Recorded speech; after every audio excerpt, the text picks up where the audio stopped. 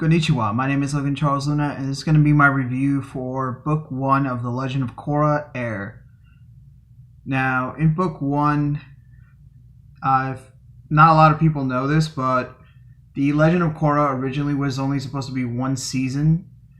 It was only going to be Book 1 Air, because mainly, long story short on it, it was a compromise for the creators not being able to make a Season 4 of Avatar The Last Airbender. And part of that was the movie got in the way of the production for Season 4.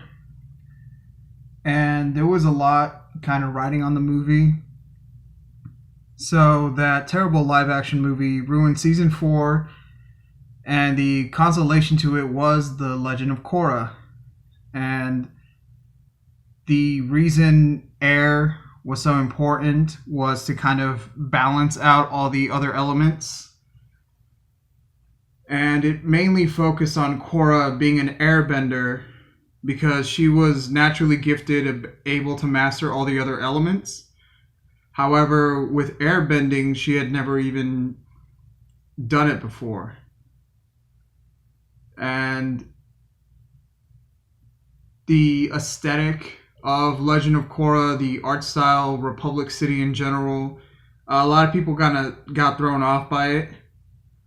Mainly because they didn't believe the jump in technology in the world of The Legend of Korra from the time of the original series to 70 years later. But they were already building airships and giant drills to break down a wall in Ba Sing Se.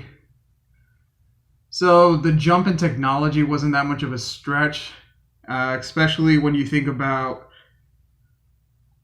like, let's say the Wild West. When the train was built, when the railroad tracks were set, that was like a huge innovation at that time. It really did set the tone for industrialism. And it changed a lot in the world in such a short amount of time when there were only certain ways you could travel. And then 50, 70 years afterwards, like, there were cars everywhere. And we had these giant planes that would take things and people all over the world. So it wasn't that much of a stretch when the technology advanced in Legend of Korra for me personally. But one of the reasons that some of the season later on, Book 2 Spirits, that clearly suffers from the fact that this was only supposed to be a one and done situation and a single standalone story for a new avatar that would take over after Aang passed away. Another reason is that's why all of the characters were killed off due to old age, except for Katara. Katara was there to kind of give a wink and a nudge to everyone who was an Avatar fan coming over to experience The Legend of Korra. And Korra was definitely supposed to be a new Avatar for the new group of fans that were interested in the series. Because Nickelodeon saw such a positive reaction and the ratings were doing pretty well for Korra, they greenlit more seasons. And this definitely, it threw the creators off because they thought they were only going to focus on this one story and get it done. That's why at the end of Book 1, Korra kisses Mako and it pans up to the sky and it ends in the same way as the ending of Avatar The Last Airbender. Alright, now to get into the characters and really kind of break down and review Season 1. People have a lot of problems with Korra, and that's kind of the point. While Aang was a more mature protagonist, he did mess around a lot because he was a kid. He was 12 years old. And he also had flaws that people kind of threw aside because when they watched Avatar The Last Airbender, they were children. And most of them didn't like that the new Avatar, Korra, well, for one, they didn't like that she was a woman, which that's like personal problems with people who just hate Korra for being a woman. And their excuse is always that Korra was a Mary Sue, but in multiple times in season one, Korra, her attitude, her just ego, it backfires on her and she loses a lot of fights. And to the point where her final confrontation with Amon, Korra actually gets her bending taken away. And she has to unlock airbending in order to win the fight and even put up a fight against Amon. And in the end, Korra doesn't take down Amon. Korra beats Amon and he gets away.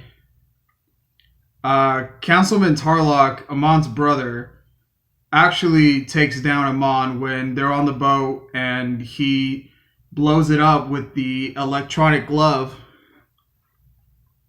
And that was kind of a way to close out their story because when they were children, Noatuk, aka Amon, and Tarlok, they had a lot of problems, not just with their family, but with bending in general.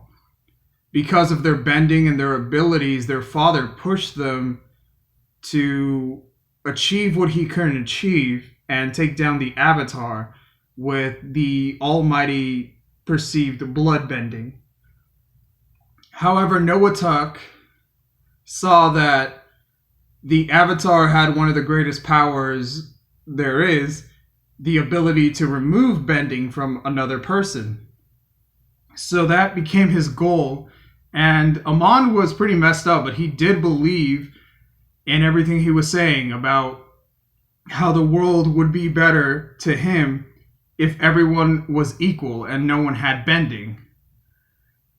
And what really exposed Amon when he gets thrown into the river and he brings up his body with water bending because it was a survival instinct, his followers immediately abandoned him. One, because he was a waterbender the whole time and he was using blood bending. But two, because had Amon succeeded, who was going to take away Amon's bending? No one. So the plan kind of fell apart right there, especially like his lieutenant.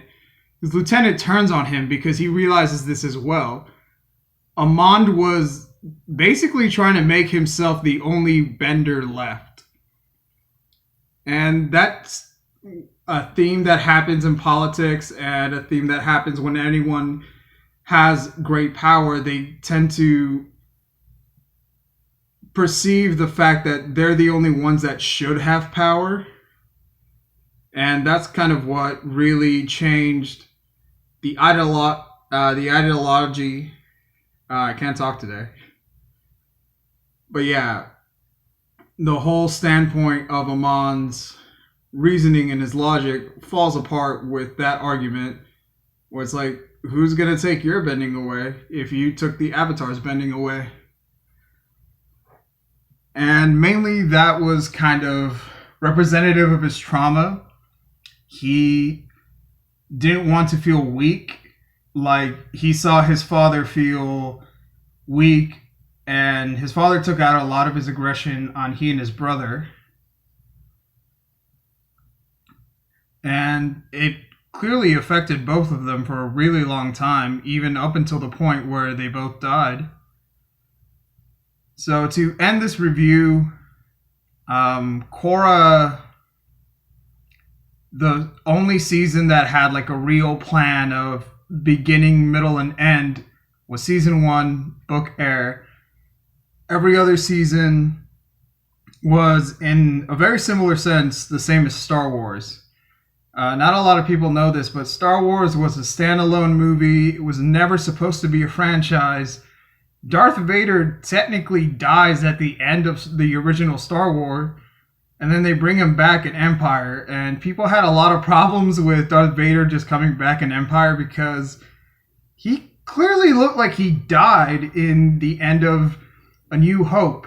He's just spinning around in space and gets thrown off into the distance. He got killed off. Alright.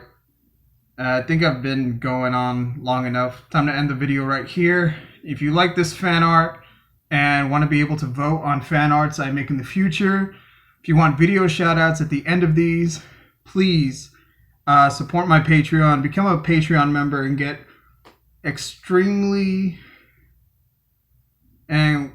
get special treatment and benefits that normal fans of the videos and my artwork don't usually get or will ever get. And I'm thinking about making a merch tier later on when I have time and money to make merch. Alright, so this was the end of my Book 1 Air review for Legend of Korra. I'll make a part 2 later on. Sayonara.